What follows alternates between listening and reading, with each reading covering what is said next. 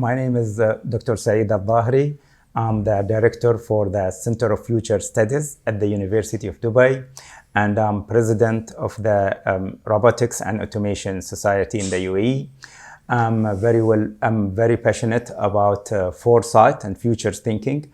This is the core of what we do at the Center for Future Studies. We try to build capacity and help the government and private sector in the UAE and abroad as we engage locally and internationally with the instilling future thinking in the mind of people, because I believe and my mission here is really to inform and to prepare future generations for the future yet to come. I'm really very excited and very happy to be among those top people and voices of the future, and I'm very eager to share my perspective with Tariq about this.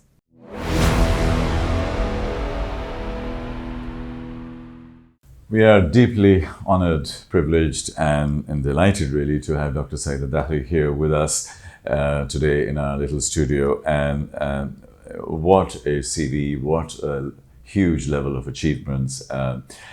And he's done all of this with a lot of humility, and he is a teacher, he's a professor, he's helping people, he's built companies, he's guiding organizations. But most importantly, something very close to my heart is that he is looking at the human aspect of the future. He's looking at trust and ethics and empathy and values and how to bring that in. And we need empathetic people and trust and truth-based people within our midst as our thought leaders to be able to have a future. Otherwise, our future is really going to struggle. So we're delighted to have him here on Voices of the Future. Pleasure. And we'll now go deep into that, into our conversation and take it from there. Dr. Saeed, yes, super pleasure. welcome. I hope I did justice to your Oh, my pleasure. You did a very good job, Tariq. Thank you. My pleasure, sir. Yeah. Like I say, we will talk about all sorts of things related to future foresight, transformation, and so on. But in typical Hollywood, Bollywood style, before we go there, let's take a little picture into little Saeed. What were you as a kid? Were you naughty? Were you a straight A student? Because I was very naughty and mischievous. What about you? Good question. No, I wasn't a straight A student. I born and grew up in Al Ain, very small oasis, a city of town of city of Abu Dhabi. Yes. Been born and raised in Al Ain. I was a bit naughty, yes. Did a couple of things that get punished with with my father. But yeah, these are being things of growing up. I would say, but I've been influenced a lot by my family, by my father and my mother. My father used to be a police officer. He worked with the CID until he got retired, and he saw a lot of good things and bad things, but mostly I'm sure bad things. And he wanted me to be the best version of myself, and he wanted to be proud of me. So this was something that I kept in my mind all the time. One of the stories maybe I share, and it has reflected a lot in my life. When I was young, at the age of 10, I remember 10 or 11. We used to go to a place in Al Ain called Al Ain Al Faida. This is the spring pot water, spring water that came natural in Al Ain. And we used to go and swim. It's a big pond. It's about like maybe 100 meter, long pond. And I jumped into the water. And after a while, I saw a young boy that somehow maybe he was like, jumped into the water without his parent noticed this. And to me, going and really, and the boy is going down deep, is about like 6 meters deep, this water pond. So I saved that boy, and his family was really, they thanked me a lot, for saving his life. But before this, I go back when I was 7, and I was with my dad on a trip to Egypt. And I told my dad that I want to swim. And he said, do you know how to swim? I said, yeah, I swim in the house. And, in our neighborhood, there's a small little pool. So he said, okay. And he took me to an Olympic swimming pool. And I jumped by the deepest part in the world. And I don't know how to swim. I lied to my dad that I know to swim. And thank God that I was saved by someone. The lesson here is that from that instance to the instance where I learned, how to swim, and I found myself at one point in time, I was about to die drowning, and at one point in time later, because I was prepared and I was saving a child. And this has really taught me a lesson in life that whatever I do, I need to be very well prepared. And this has reflected, a lot in my life. That's why I followed my passion being in sports. I played table tennis. I was a champion, the UAE champion in 1983, got the UAE championship. And I have also learned lessons from being an athlete and in the sport industry, is that if you have a passion, if you have a goal, and with persistence and with determination, you can achieve what you want to achieve. Yeah, indeed. And I'll talk about this later also, but it's also mindset. Right. Because yes, I can work hard, I can run, I can do whatever, because I've been an athlete also myself. Yes. But if the mindset is not there, like when Usain Bolt runs 100 meters, he has won the race before he arrives, because he's won it in his mind. Right. And in his mind, and they do a lot of visualization. Right. And when you're doing visualization, yes, your heartbeat already also goes up, even if your eyes are closed and you're not moving. Yes. Because putting yourself into the situation and thinking critically about it, I think, is important. Absolutely. Having that mindset. Yeah. And then there was another athlete, his name is Roger Bannister, in 1953. At that time, the whole world's belief system was that the human body cannot run 1 mile in 4 minutes. He said, it cannot happen, it's too fast, and our bodies are not strong enough. Right. And in his mind, for years, he used to close his eyes and visualize every single day, once or twice a day, 357, 357, 357. Yes. And then eventually when he ran and he finally won, he won at 357. So, Now, the story here is even more different. The story here is that the belief system was nobody can run. And once he ran 357, in 6 months, 37 people all over the world ran the mile in less than 4 minutes. Wow. Because the barrier broke. Yes. The thing changed. And when it changed, the whole world believed we can now do this. Right. So when I live in a place like UAE, where a lot of things are breakthroughs, and people don't believe it until they see it, and then they don't believe it until they see it. And you're part of that that beautiful journey. I've been here almost 30 years, so it's home for me. And for me, it's really special to see all of the wonderful changes. And I think 95% is mindset. Definitely. And vision and belief before we even start. And I have mentioned this, Tariq, in my book, Digital Nation, which was published in 2019 by sponsorship from Dubai Digital Authority at that time. We made, in the book, we have conducted interviews with some of the very well-known popular UAE leaders like Mohammed Al-Abbar, like other digital transformation leaders. And one constant theme that we get across through those interviews is about the belief, is about the passion that those peoples, and that was instilled by our leaders, from His Highness, peace be upon his soul, the founder of this country, Sheikh Zayed, all the way to the current president, Sheikh Mohammed bin Zayed, and his brother, Sheikh Mohammed bin Rashid. We believe that there is no something called impossible. And that's why the UAE has established a Ministry for Possibilities.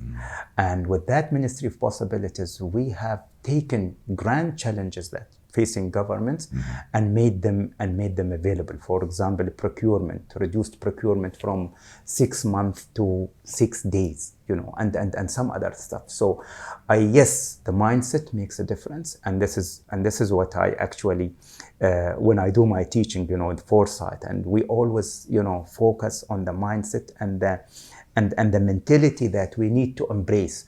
Some says no mindset, you cannot get a mindset in a very short time. The mindset's about the thinking, how you think about things. We need to change our perspectives. Tomorrow is not a reflection of today. So yes, we need to embrace this, possibilities, abundance, growth mindset, exponential mindset. Yes. Like maybe you taught it, and your colleague also, Professor Ismail, is talking about. And this exponential mindset, you find it in the DNA of the UAE. For example, take the 10X program that His Highness Sheikh Mohammed bin Rashid in 2017 has launched.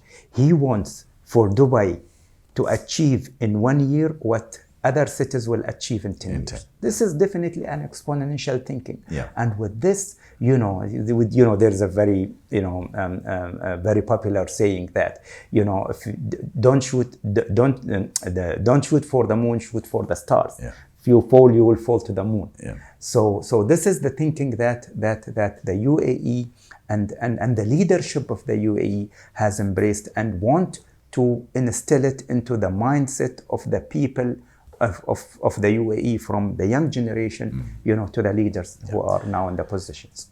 It is an amazing, inspirational story, and as we look out of the window, we see all of that. Right. On the 49th anniversary of the independence of UAE, I wrote an article in the Gulf News, right, and on the 2nd of December. And I remember distinctly, Gulf News was very surprised. I'll send you a link from the Gulf News article. Right. And what it was basically, taking us to the year 2071, which is the 100th anniversary. Right.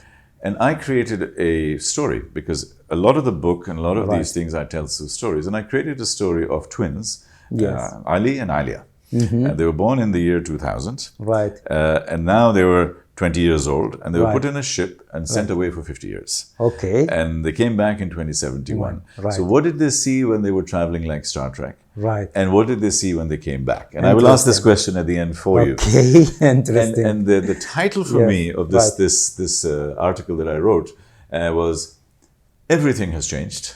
Definitely. Technology, this, that, and the other. Yes. However, nothing has changed. Because when Ali came back, and they were still 70 years old, and they saw their family, everybody is still sitting around the barbecue, they are still sitting in the desert. Right. Yes, the building, there are buildings there, and there are flying taxis and things like that. Right. But the humanity remained. And I think that's the point. And this is really the big thesis, and the big message here is that we need to stay very, very close to our values. And that is how I captured the spirit and the soul of UAE, as I understand it. That you want to change and excel, but you also want to stay with your traditions. Going back to 2000, I remember when we are sitting now at the middle of the DIC, Dubai Internet City, Dubai Media City. And I was part of that group, which was gathered at that night, around 2000, with His Highness Sheikh Mohammed, there was nothing at all, literally nothing, no building, nothing, was like, a desert. And there was like a big screen, and, he started talking, and he said, this area will be the hub, the world hub for internet and for media. And going back, at that time, and we were like listening, and some of the people saying, His Highness, what he's talking about? He's going to make this area the hub for, and for media and internet.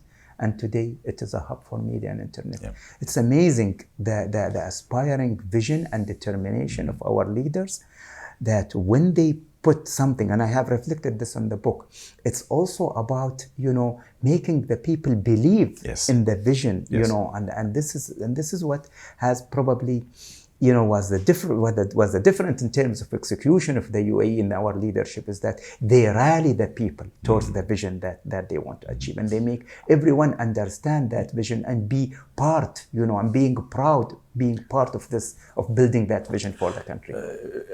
I think you hit the nail on the head, and I see this at 3 levels. Level 1 is obviously vision. Level 2 is foresight, which you talk a lot about. Yes. And level 3 is what we're looking at is scenario planning. Right. And we have Dr. Jerome Glenn here, whom I'm sure you know from Millennium Group. Yes. And Dr. Jerome does a lot of work with the Dubai government. And what he is doing is setting scenarios. So he'll set a scenario of a pandemic. Yep. He'll set a scenario of a nuclear war. He'll set a scenario for cyber attack. Yes. It's not for foresight and it's not forecasting. It's way beyond that. Right. And and there is a technique and methodology behind that. Right. And I think almost intuitively, without even realizing that His Highness Sheikh Rashid Al Maktoum and Sheikh Mohammed Al Maktoum, yes, is they were scenario planning, right, without even realizing. Scenario planners, they were, yes, and then they were building a story, yes, and then they were putting a vision and a foresight in there, and then driving the people. But Definitely. I think they were just literally scenario planning.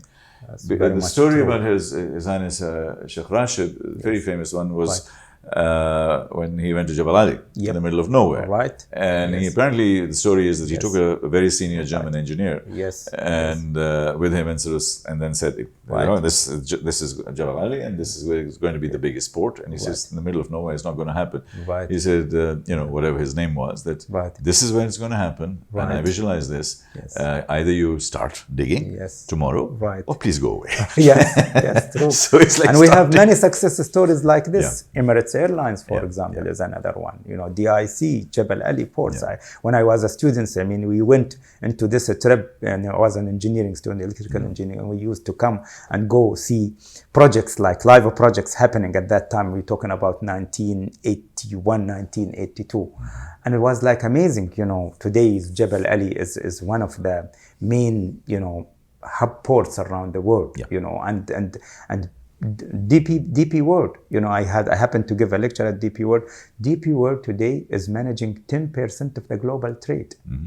Imagine what the country has built in terms of not just only leadership, but also in terms of international companies that are now becoming, managing many assets in the world. You're talking about DP World, you're talking Abu Dhabi, another company that has just started a couple of years back, G42, and it was amazing during COVID, in a record time to build hospitals, movable hospitals, or in 2 weeks time. It has done this in the UAE, and they have done it also in Nevada. Also G42 worked to build the testing center in Las Vegas in Nevada. So it's really that, I say to myself that I am lucky to be born as an Emirati, and I am lucky to have this leadership in the UAE who have enabled us and empowered us, educated us. Because if you say there are many countries, who are wealthy and they have the oil, but it has not reflected on the development and the social development of people. UAE is different, UAE, and this is from His Highness, the founding father of the UAE, Sheikh Zayed, and he says it's not about factories, it's about human that will build factories. And this is echoed, in our daily life, how we live and how, we imagine that we're taking these wisdoms, taking it forward, with the Emiratis. Indeed.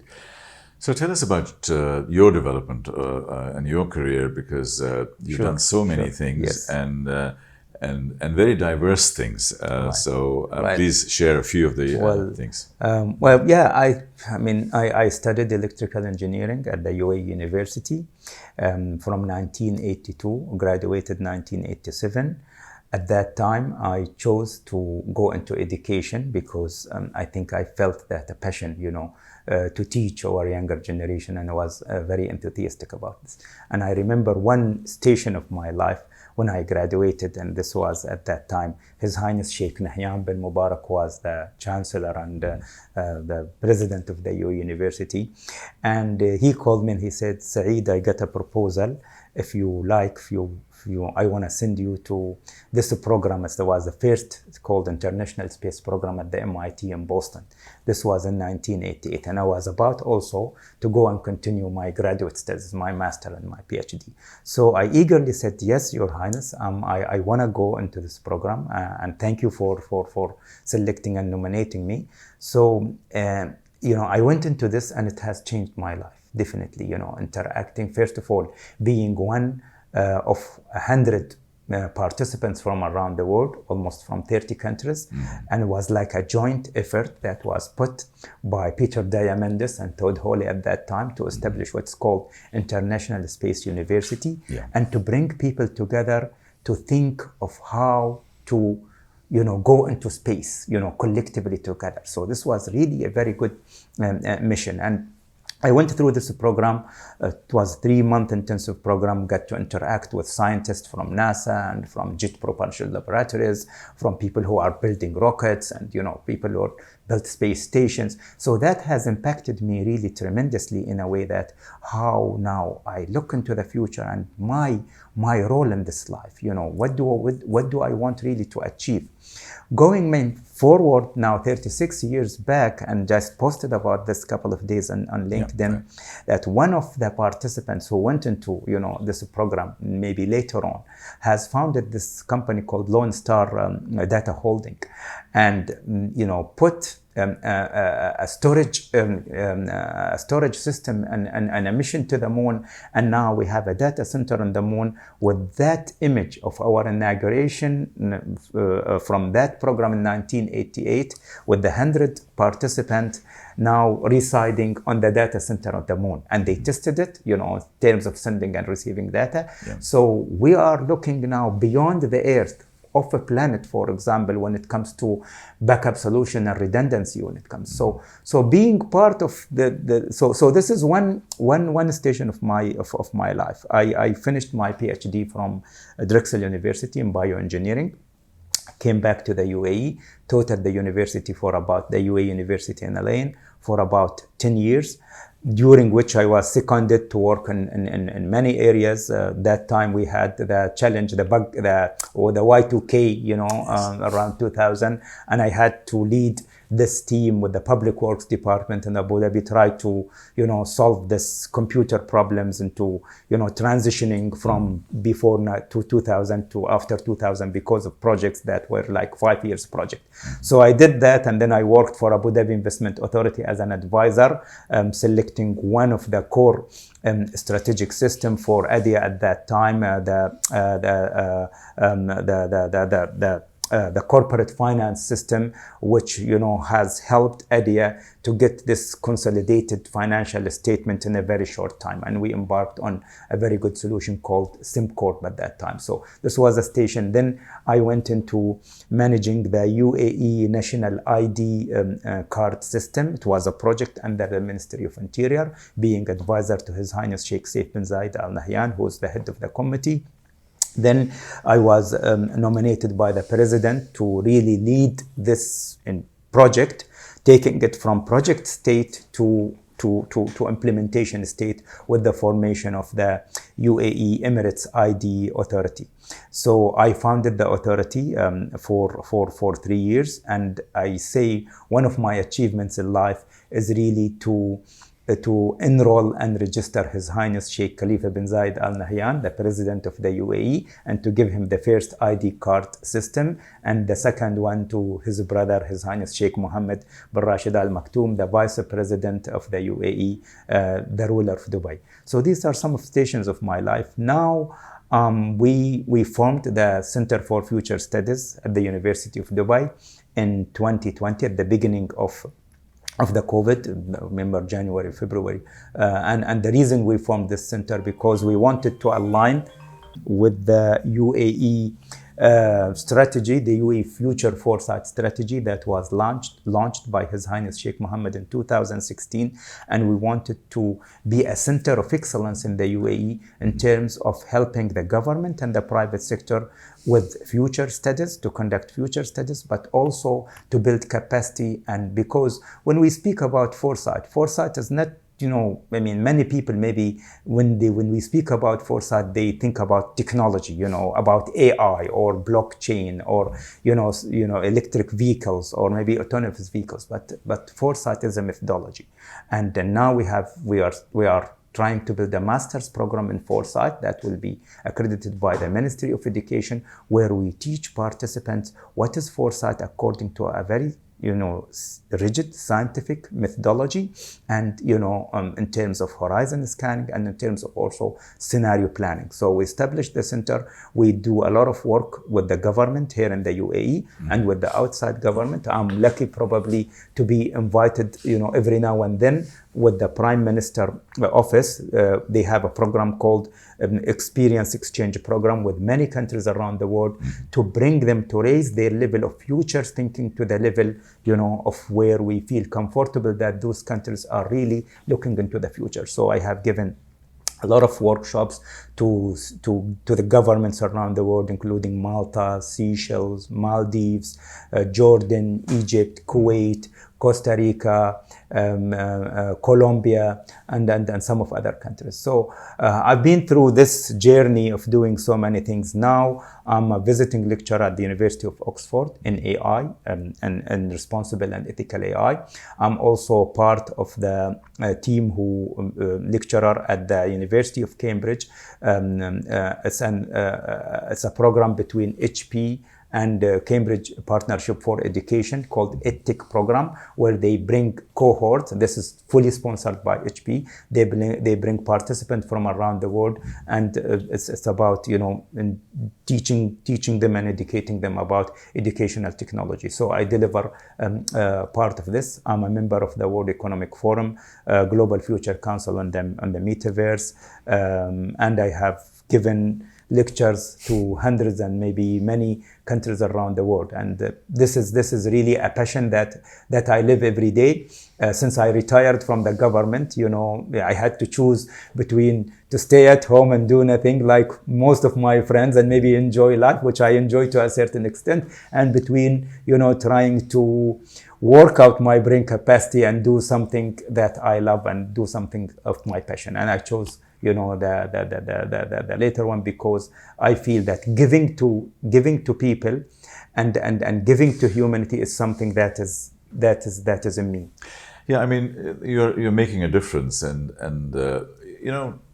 in today's world, especially with AI and stuff like that, I always say that knowledge and information is easy, Definitely. but wisdom and insight is hard. Right. So Yes. your time and with all of these different experiences, you have what we call wisdom. Yes. And that critical thinking that comes in with that. So that actually brings me to a point in this conversation where I say that because of the technological shifts that are happening, that anything that can be digitized will be. It'll be a million times faster and a million times cheaper. Right. But anything and everything that cannot be digitized, love, compassion, heart, soul, spirit, judgment, critical thinking, intuition, creativity, just that human emotions of connection, of love, these will be a million times more valuable. Definitely. So therefore, my advice generally, whether I'm at a bank or in a university, is to say, let's build our futures around these human attributes and use the technologies to just augment and support us. That's it. So the example I give is like riding a horse. It's bigger than us, stronger than us, faster than us. But we ride it. So technology can be bigger, faster, and stronger than us, but we need to be able to find a way to do it. So two questions. One, are we doing it right in terms of our schooling, in terms of our training at a post-school level, to make sure that we understand these human skills? And I'm not calling them soft skills. They're not soft, they're hard. It's very hard to do these things.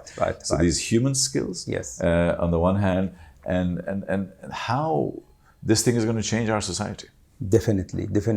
You hit the subject, Tariq, and I don't think that we've done a lot of studies with the future of education. One of the studies that we did in 2022 is about the future of higher education in 2050. And this was an international studies that we led from our Center for Future Studies, with participation from Cambridge, from Italy, from China, very well-known professors who engaged in this, with the president for universities also from the UAE.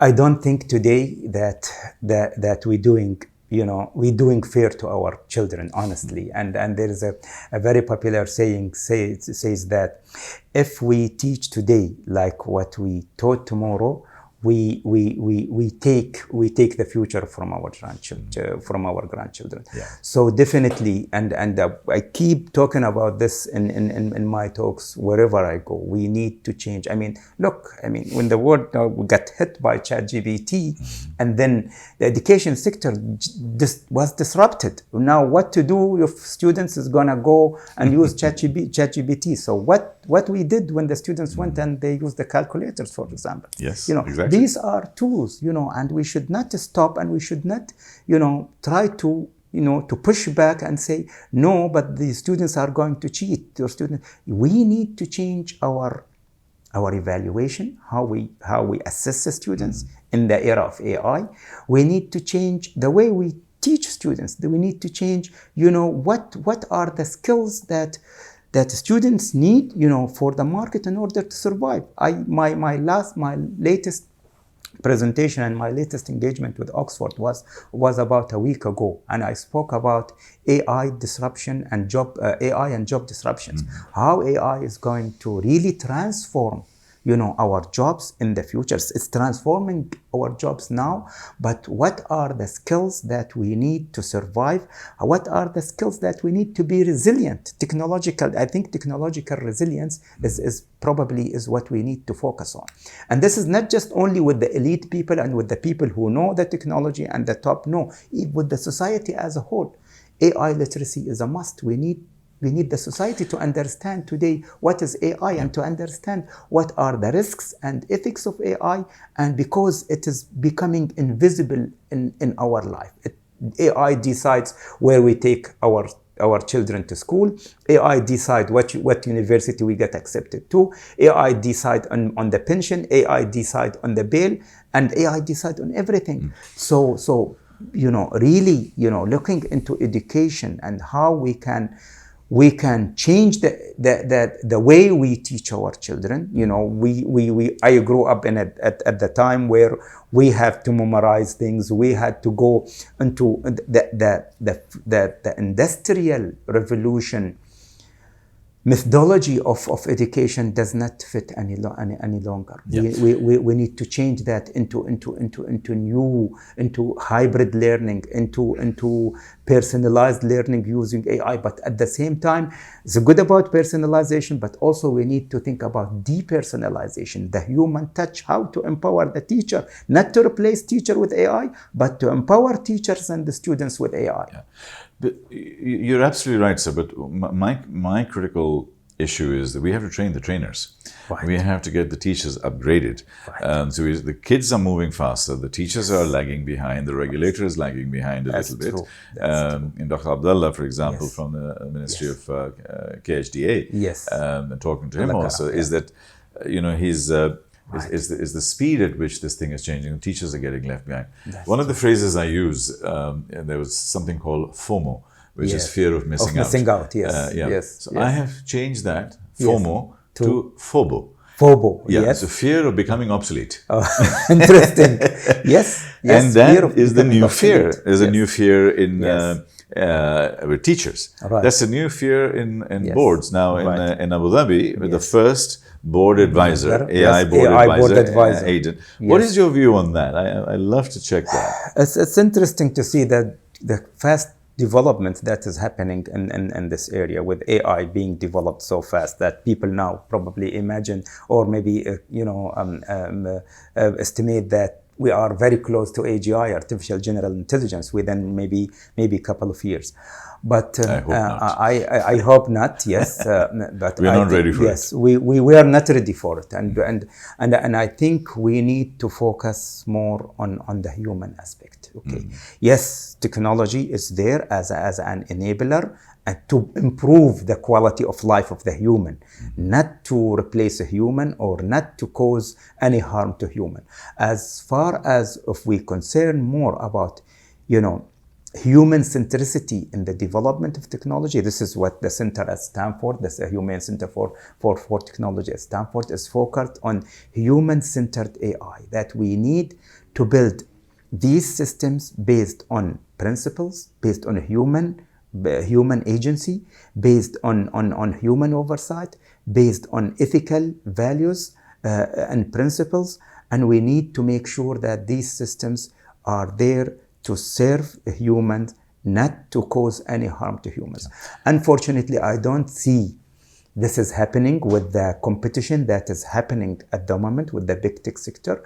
They claim that, yes, they adopt responsible AI frameworks, but without compliance and without enforcement. And I'm happy today that just yesterday, the European Union has endorsed the European Union AI Act, and it's going to be enforced within probably the next 2 years. By regulation, I don't think, and many people who from the big tech or think that regulation stifle innovation. If we do regulation right, and if we do it in a right way, and also in an innovative way, I don't think that innovation is going to stifle. I don't think that regulation is going to stifle innovation. It's going to put a framework to this innovation, how we can practice this responsible innovation. I'm glad you mentioned the big tech sector, because I was going to challenge you on that. Right. Two things, sir. In terms of regulations, most of our regulatory bodies were created 80 years ago, after the Second World War. Right. United Nations, Right. IMF, World Health Organization, World Yes. Bank, all of them were at that That's point true. in time Yes. for a different problem. Right. At a different stage in life. Yes. Now Yes. the world has changed. We cannot manage our data. We cannot manage our learning. We cannot manage our climate and the environment. And we cannot manage what I would call trust and ethics. That's true. In my presentations as a futurist, my number one slide, Right. and I asked all the students and Yes. everybody, what do you think is going to define the future? Anybody says AI and blockchain. And I said, no. Right. It's trust, Yes. truth, and ethics. That will define it, because we have a trust deficit. That's true. So problem number one is trust deficit. Therefore, Yes. frankly, I don't trust the tech guys. Yep. They are hyper-capitalists. Yes. They are completely in charge. They are trying to go into space. They're trying to do this, trying to do that, and which is nothing wrong with that. Right. But when is too much money? When is something too much? I mean, they have trillions of dollars. So I now talk about techno-colonialism. Yeah. So Cyprus or Malta Right. will be bought by Apple or by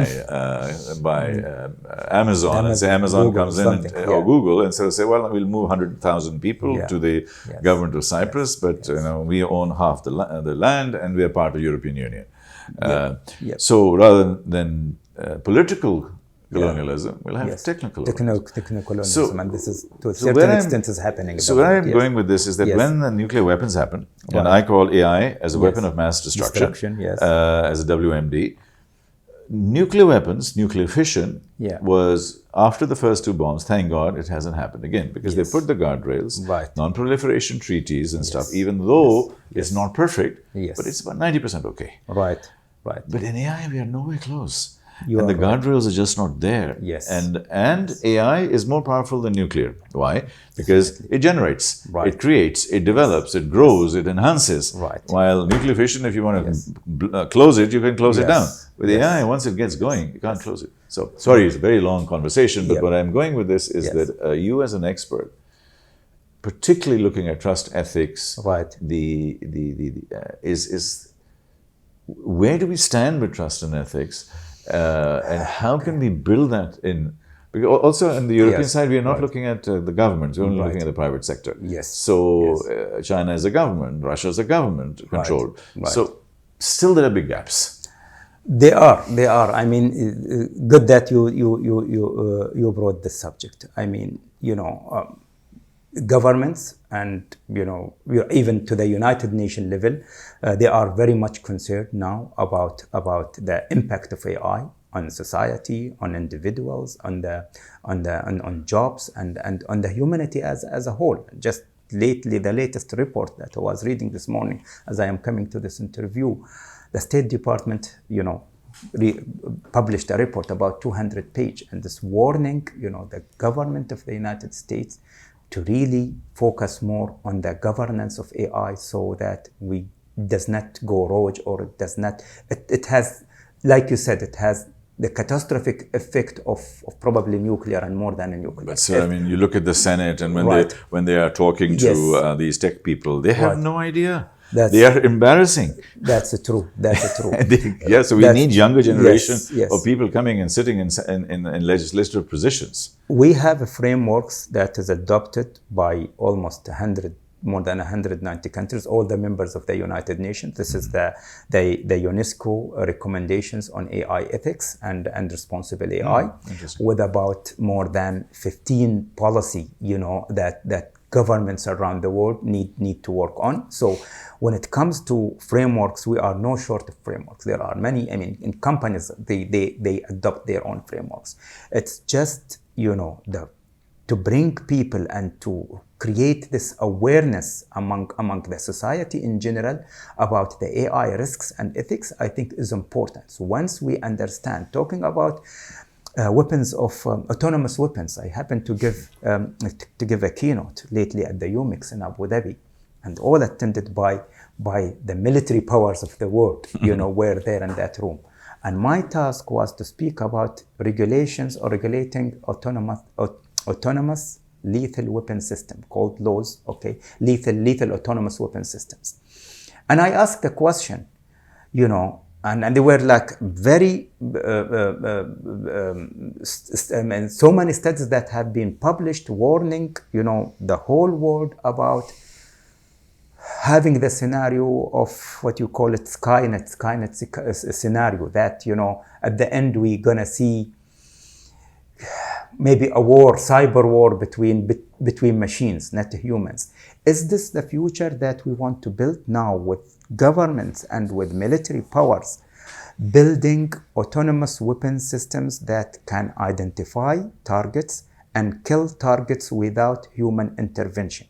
This is what many of the militaries around the world are competing to build. The General Secretary of the United Nations, has spoke about this. International organization, Red Cross, and,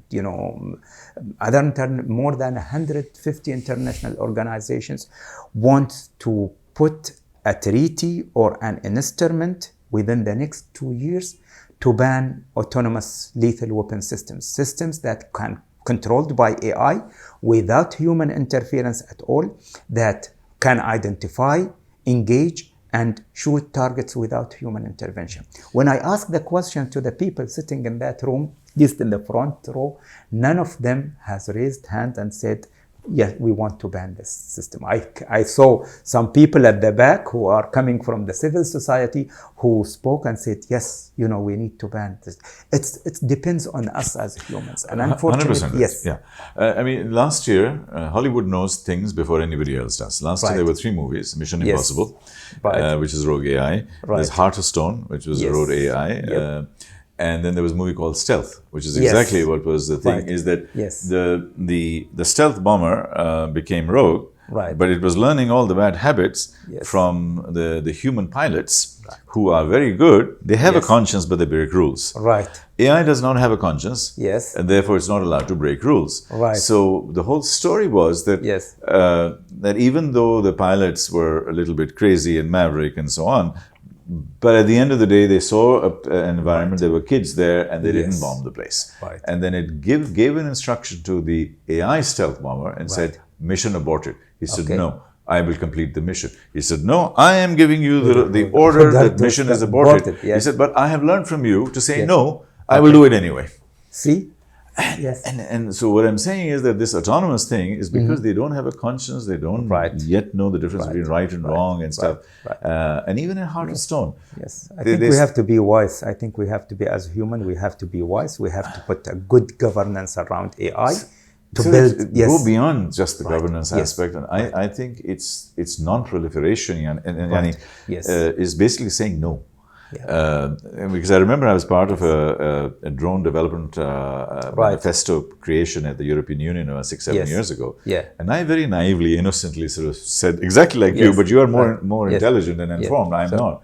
And I said, well, we do the programming. We tell the drone what to do. Can't we tell the drone not to kill? And why don't we just have a rule? Drones will not kill human beings, full stop, close. And any company tries to do it will be completely closed down. People were laughing in the room. He said, are you serious? That's the number one app. That's the number one place that we make money. So I will go back and say, I think it's about money, greed, power. It's true. On the one side, Yes. and on the other side, the human balance of life. Yes. Because 2 days ago, I interviewed somebody where he built his company and literally around happiness and love. And he's a multi-million-dollar company built around happiness and love. Right. Right. So I think thought leaders like yourself you have to manage this aspect, but also give the young people a new desire, a new vision that Definitely. it's okay not to be super rich. Yes. It's okay not to have 3 cars. Have one is fine. Right. Get Kareem, it doesn't matter. Yes. I think we need to change our society Definitely. and our thinking philosophy. I totally agree with you. I totally agree with you in a way that, what are the life that I want and I want it for myself and my kids. What are the things that will make us happy? It's not about technology. Technology will improve probably the quality of life of humanity. Of course it does. Always does. Yes. Yeah. But it's not about wealth. It's not about money. It's about passion, it's about family, it's about values, it's about, when we did this study about the future of food in 2050, do we imagine, and we asked this to some participants, do we imagine a day will come that family will not sit down together on the table, either for lunch or dinner, and we will have this pill that will goes into ours because it has all the nutrients that we need, and we will live like this. But why today we meet maybe twice, if not maybe 3 times, breakfast, lunch and dinner, maybe at least 1 or 2 times, is for the family gathering, is to bring everyone together. And unfortunately, we see now with the social media, that, even the father, the mother, the kids are all engaged, everyone in his own phones without talking to each other. And we became very much obsessed about how we want to show ourselves to others rather than enjoying nature, enjoying the scene, enjoying being together. And unfortunately, this would require, I think, a lot of deep thinking from us, but also try to instill this in our children. I mean, we are living, definitely we are living in a globalized world. There are a lot of challenges that we face, but how we raise our children. Look at the big tech guys, even Bill Gates, he did not give his children tablets until a certain age, until after 15. And they take their kids not to schools where they give iPads to the students, but to schools where they this technological or gadget interaction is not there, because we want to build this social aspect among ourselves, and we need to balance this. Yes, the technology is going to be nice for us, and it's going to help us a lot, but also we need to focus on areas where we don't need the technology, where we need to social interaction. And I don't think that AI is going to be good at factors, at certain jobs, but also augmenting a human, not replacing a human. Whereas we need to have humans in social care, in healthcare, in areas where there is a social interaction. As I was speaking just last week, also on the same lecture, there is now a pushback in UK and in the US, Walmart, Booth, you name them, supermarkets, about this self-checkout counters. Yes. Because people were frustrated in dealing with this self-checkout counters. Yes. Also, the stores found out that a lot of missing items, a lot of stealings happening. If you need to purchase something and you need to prove with an ID, for example, alcohol, the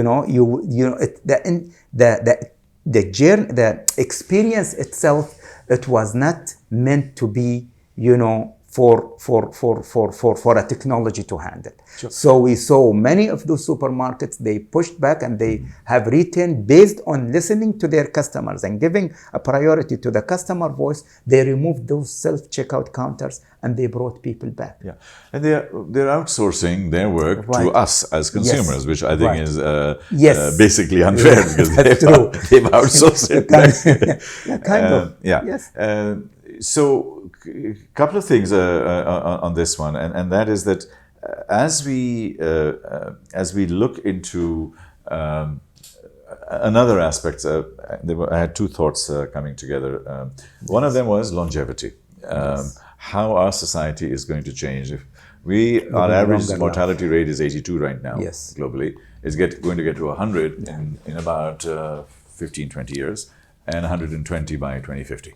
So if you look, if we are living, and our kids will live to 120, and our grandchildren to 150, and we have Jose Cordero, we've got Yes. Mike Senell, and Dr. Graham Simpson, all of them, three in the book. Right. And you're saying, okay, now let's plan for where our lifetime is 120 minimum. Yes. Right.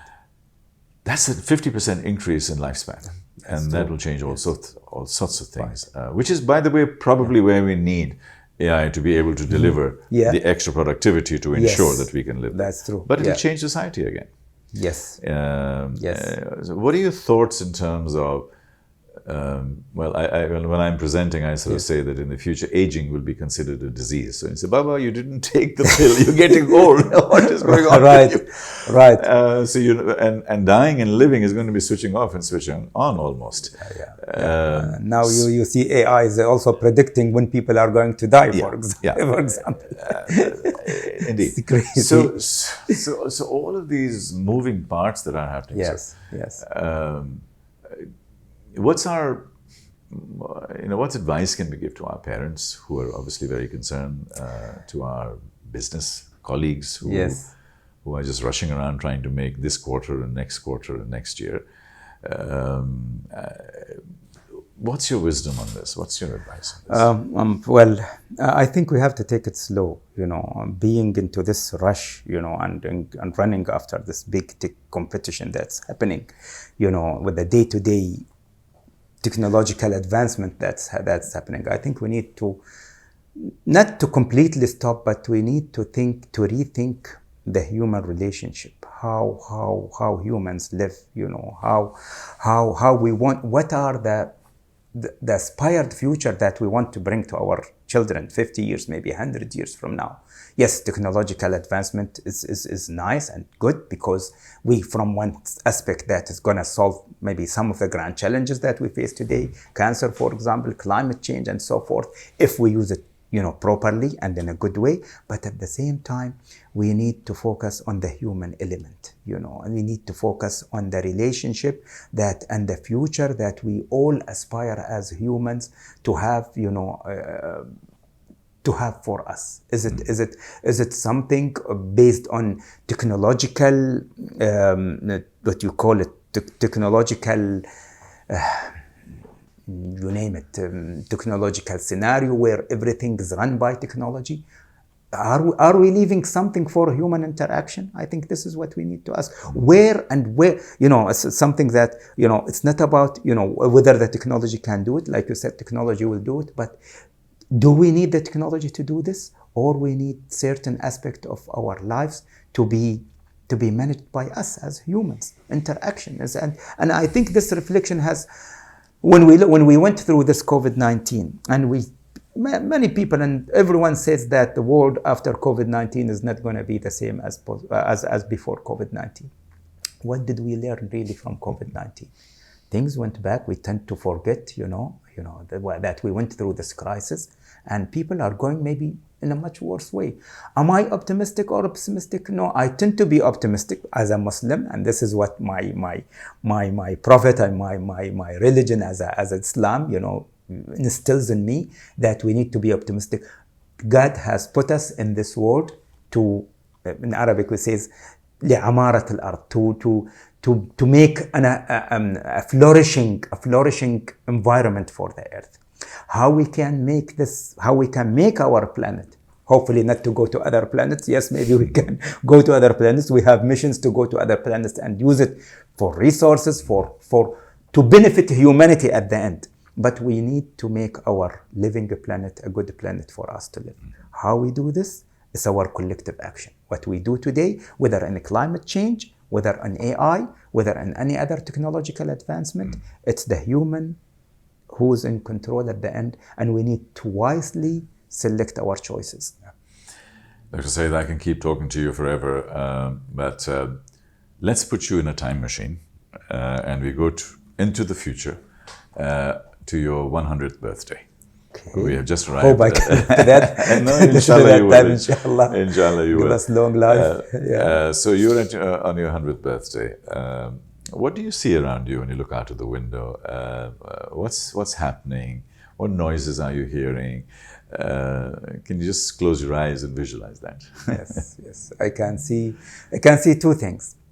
I can see, and this is again, based on our choice, that we are a family, a united family, a united society, very coherent, that we value our social and human interaction, but at the same time we have technology around us that is serving us, that is making us more productive, that is making us more healthier, that is enhancing our quality of life in a way that we want to enhance our quality of life by having more time, for the social interaction, not less time, but more time to free it because of the AI, the technological advancement that we will see happening maybe in the next 50, 70 years, that will require less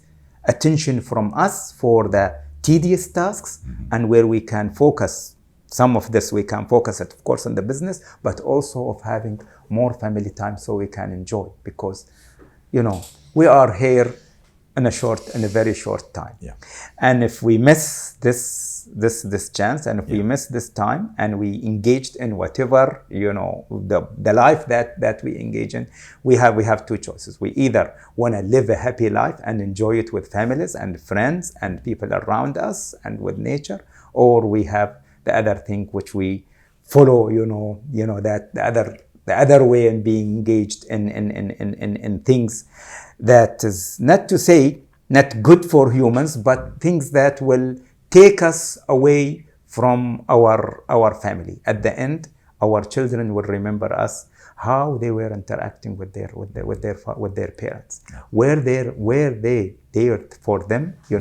Were they living that community life? And I can see this in our Grand Vision 2071. One pillar of this 2071 Centennial Plan is what is called cohesive society. Is that a society that is very united, very cohesive, that are looking after each other? And I hope that we can have that future when I am 100 years old. What a wonderful comment, and what a wonderful scenario. We've been talking to Dr. Saeed Al Dhaheri on Voices of the Future, and he is an amazing voice for us. He's provided us wisdom, he's provided us food for thought, he's provided us a sense of balance. And even though we are in a city that goes at 100 and 200 miles an hour, he actually suggested that we should slow down in the way we focus on things. But humanity kept on coming back, trust kept on coming back, ethics kept on coming back as the pillars and the cornerstones of our future. And we're wonderful to see people like him with wisdom and with inspiration to guide us through these difficult and challenging times. I want to thank you, Tariq, for this interview, which was a bit challenging. Takes you out of your comfort zone to make you think, instantaneously of the things that you want really to bring to life. And I really enjoyed this conversation. Thank you. And you spoke from your heart. You were authentic. It was beautiful. It was Pleasure. Lovely to see that.